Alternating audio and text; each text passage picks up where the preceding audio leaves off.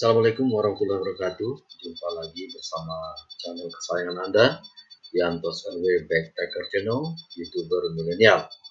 Dapatkan informasi yang benar, ilmu yang bermanfaat, dan hiburan yang menyenangkan hanya di channel ini.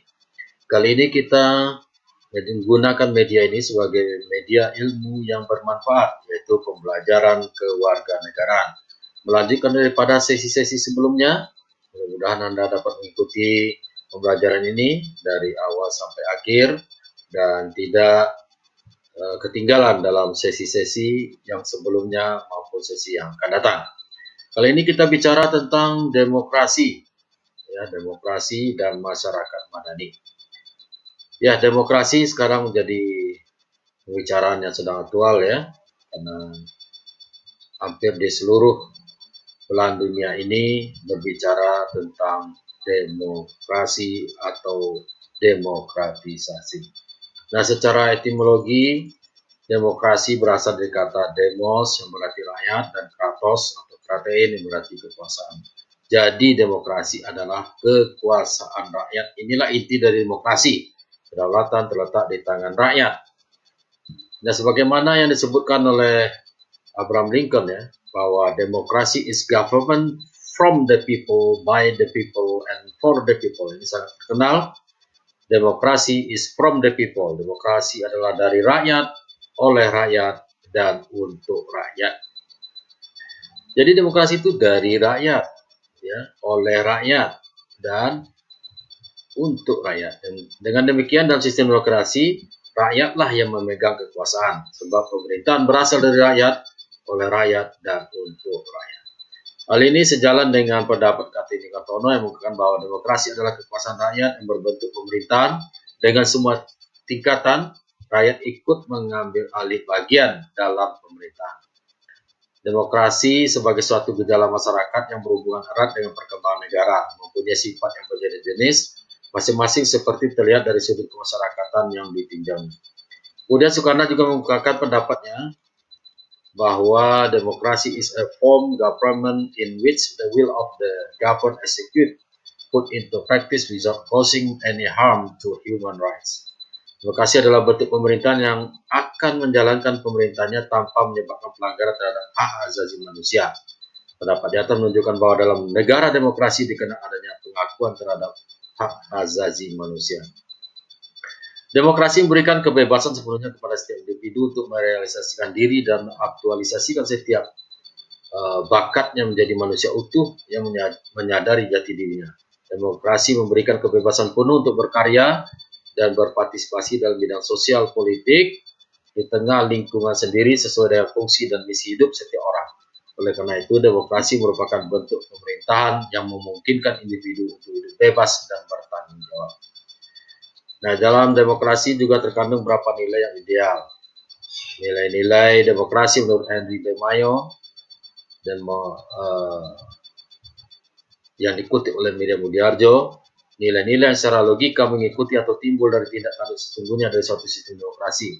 Sedangkan sistem demokrasi yang dimaksud di sini adalah sistem politik yang demokratis, di mana kebijakan umum ditentukan atas dasar mayoritas oleh setiap wakil-wakil yang diawasi secara efektif oleh rakyat dalam pemilihan-pemilihan berkala, dan didasarkan atas prinsip kesamaan politik dan diselenggarakan dalam keadaan terjaminnya kebebasan politik.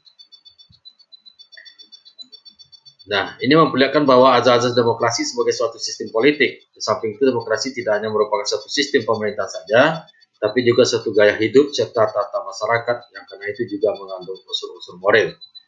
Ya, beberapa definisi lain menurut para ahli demokrasi itu apa? Seperti Joseph Schumpeter, demokrasi merupakan suatu perencanaan institusional untuk mencapai keputusan politik di mana individu-individu memperoleh kekuasaan untuk memutuskan cara perjuangan kompetitif atas suara rakyat. Kemudian Sidney Hook berpendapat bahwa demokrasi adalah bentuk pemerintahan di mana keputusan-keputusan pemerintah yang penting yang secara langsung atau tidak langsung didasarkan pada kesepakatan mayoritas yang diberikan secara bebas dari rakyat dewasa. Philip C. Schumpeter dan Terry Lemkin mengatakan demokrasi sebagai suatu sistem pemerintahan di mana pemerintah diminta tanggung jawab atas tindakan-tindakan mereka di wilayah publik oleh warga negara yang bertindak secara tidak langsung melalui kompetisi dan kerjasama dengan para wakil mereka yang telah terpilih. Ya, Penggapar memaknai demokrasi dalam dua bentuk, yaitu pemaknaan secara normatif, demokrasi normatif, dan empirik, demokrasi empirik. Demokrasi normatif adalah demokrasi yang secara ideal hendak dilakukan oleh sebuah negara. Sedangkan demokrasi empirik adalah demokrasi yang dalam perwujudannya pada dunia politik praktis. Dengan demikian, makna demokrasi sebagai dasar hidup masyarakat dan negara mengandung pengertian bahwa rakyatlah yang memberikan ketentuan dalam masalah-masalah mengenai kehidupannya, termasuk dalam menilai kebijakan negara, karena kebijakan tersebut akan menentukan kehidupan rakyat. Nah, sejarah dan perkembangan demokrasi, pemahaman demokrasi modern berasal dari adanya beragam kepentingan individu. Dalam upaya mencapai kepentingan tersebut, harus ada wadah bersama yang menetapkan dan menentukan langkah-langkah mewujudkan kepentingan bersama tersebut. Wadah itu dibentuk melalui kontrak sosial yang dipelopori oleh teori John Locke dan J.J. Rousseau. Kontrak sosial dapat terwujud melalui dua tahap atau cara, yakni satu, perjanjian masyarakat, yaitu perjanjian antara individu untuk membentuk masyarakat. Yang kedua, perjanjian pemerintah, yaitu perjanjian antara masyarakat untuk membentuk pemerintah. Apabila yang berkuasa dalam suatu negara adalah rakyat, maka akan lahir negara demokrasi. Salah satu prinsip dalam kontrak sosial adalah demokrasi, di mana kekuasaan tertinggi, kedaulatan berada di tangan rakyat, walaupun sudah dibagi-bagi kekuasaannya. Dengan demikian, demokrasi sebagai sistem pemerintahan memiliki karakteristik sebagai berikut. Yang pertama, pemerintah atas nama dan bertanggung jawab kepada rakyat. Jadi, pemerintah, penguasa itu bekerja atas amanah dan atas nama rakyat. Kedua, pemerintah oleh, dari, dan untuk rakyat. Ya, yang menjadi pemerintah itu asalnya dari rakyat biasa. Ya, jadi pemerintah itu dari rakyat. Ya, oleh rakyat, rakyat yang memberikan kekuasaannya. Kemudian untuk rakyat, sehingga apabila terpilih pemerintahan, orang-orang yang duduk pemerintahan itu, maka dia harus menjalankan amanat, bekerja untuk kepentingan dan kesejahteraan rakyat, bukan kepentingan pribadi atau golongan. Kemudian tidak ada hak prerogatif individu, dalam arti tidak ada individu yang memiliki hak yang lebih utama tinggi dibanding individu lainnya. Jadi tidak ada diskriminasi ya, dalam demokrasi mempunyai hak yang sama. Ya.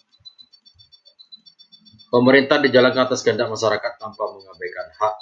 Ya, jadi artinya pemerintah harus menjalankan amanah sesuai dengan apa yang diamanahkan oleh rakyat dengan cara tidak mengabaikan hak-hak rakyat.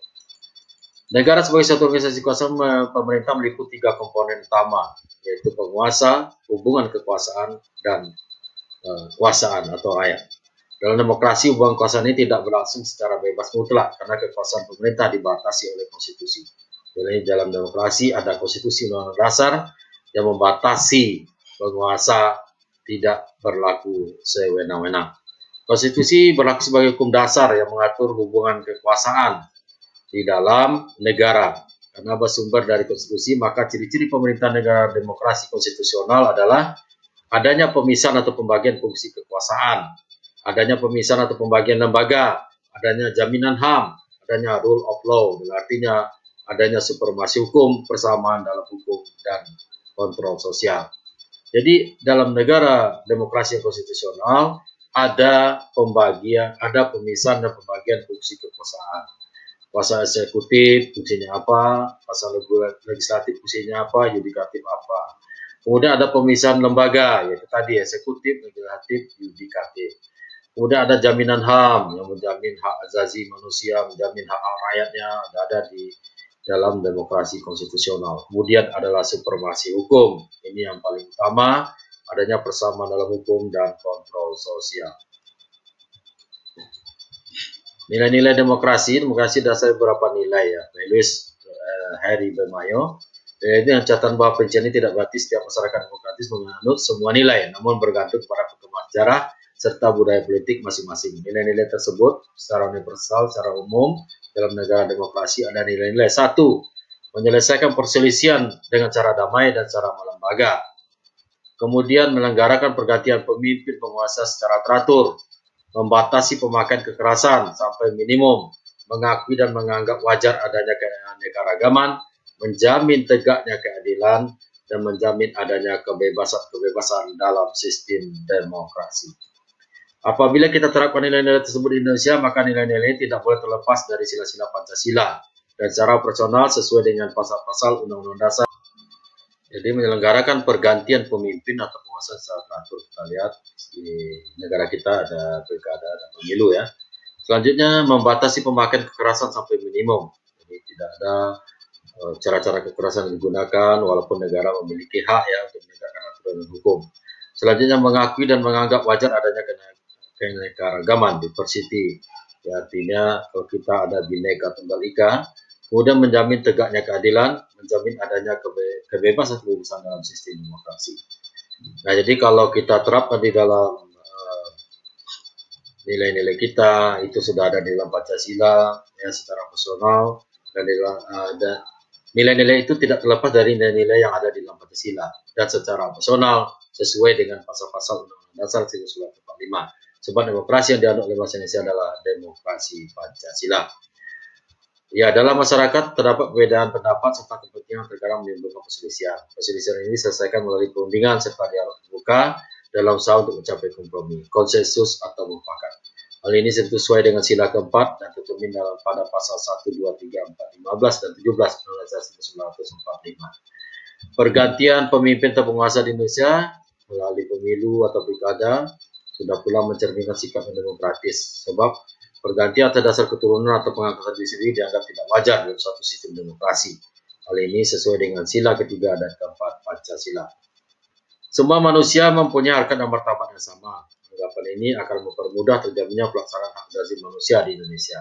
Sehingga setiap unsur paksaan digunakan sedikit mungkin, golongan minoritas sedikit banyak akan terkena paksaan akan lebih menerimanya kalau diberi kesempatan untuk turut serta dalam pengambilan suatu keputusan. Dengan begitu mereka terdorong untuk memberikan dukungan dan turut bertanggung jawab. Hal ini sesuai dengan sila kedua dan keempat Pancasila.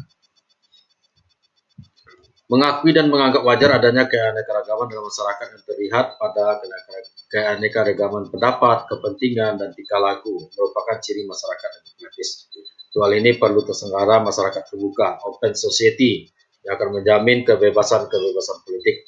Namun keanekaragaman ini perlu dijaga jangan sampai melampaui batas. Sebab di samping keanekaragaman diperlukan juga persatuan dan integrasi. Dalam hubungan ini demokrasi sering disebut sebagai gaya hidup. Dalam suatu masyarakat demokratis, pada umumnya pelanggaran terhadap keadilan jarang terjadi karena golongan terbesar diwakili dalam lembaga-lembaga perwakilan.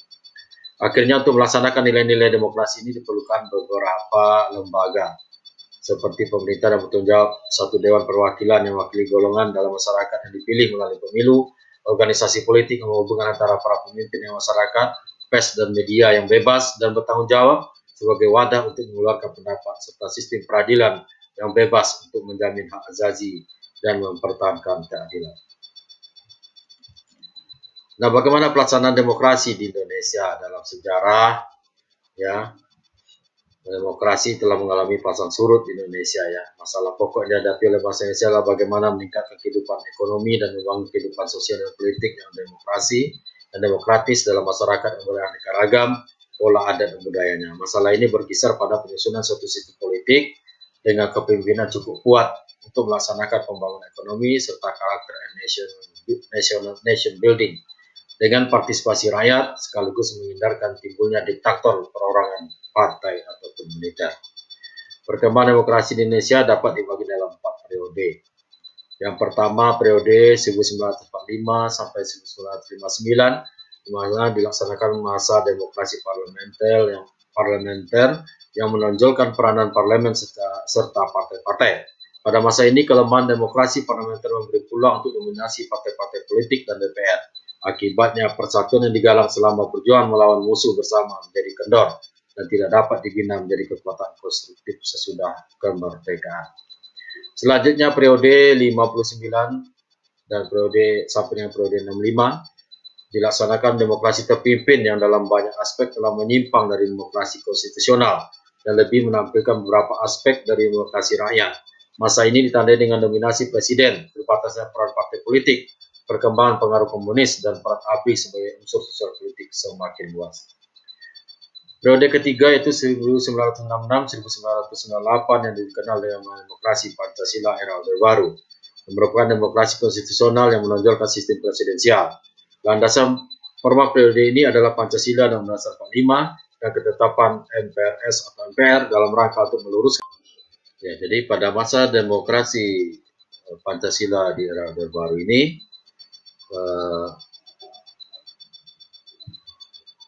landasan formal periode ini adalah Pancasila Undang-Undang 45 dan Undang-Undang 45 dan ketetapan MPR dalam rangka untuk meluruskan kembali penyelewengan terhadap Undang-Undang 45 dan yang terjadi pada masa demokrasi terpimpin. Namun, dalam perkembangannya, peran presiden semakin dominan terhadap lembaga negara lain. Selanjutnya periode 1999 sampai sekarang, yaitu masa demokrasi Pancasila era reformasi, dengan berakar pada kekuatan multipartai yang berusaha mengembalikan perimbangan kekuatan antara lembaga negara, antara eksekutif, legislatif, dan yudikatif. Nah, pada masa ini peran partai politik kembali menonjol sehingga iklim demokrasi memperoleh napas yang baru. Perkembangan berikutnya masih tentu akan selalu mengalami perubahan sesuai dinamika yang terjadi di masyarakat Indonesia dan negara Indonesia. Selanjutnya, bagaimana karakteristik masyarakat madani ya. Ini masyarakat yang diidam-idamkan terbentuk di beberapa negara termasuk kita ya, inginkan terciptanya masyarakat yang madani. Seperti apa karakteristik masyarakat yang madani ini? Yaitu adanya ruang publik yang bebas. Artinya masyarakat memiliki akses penuh terhadap setiap kegiatan publik dan berhak melakukan kegiatan secara merdeka dalam menyampaikan pendapat, berserikat, berkumpul, serta bebas mempublikasikan dan menginformasikan kepada publik. Jadi, syarat masyarakat madani ini karakteristiknya ya sama dengan masyarakat menciptakan masyarakat demokratis, yaitu adanya tersedia ruang publik yang bebas, sehingga masyarakat mudah mengakses setiap kegiatan publik dan kebijakan pemerintah.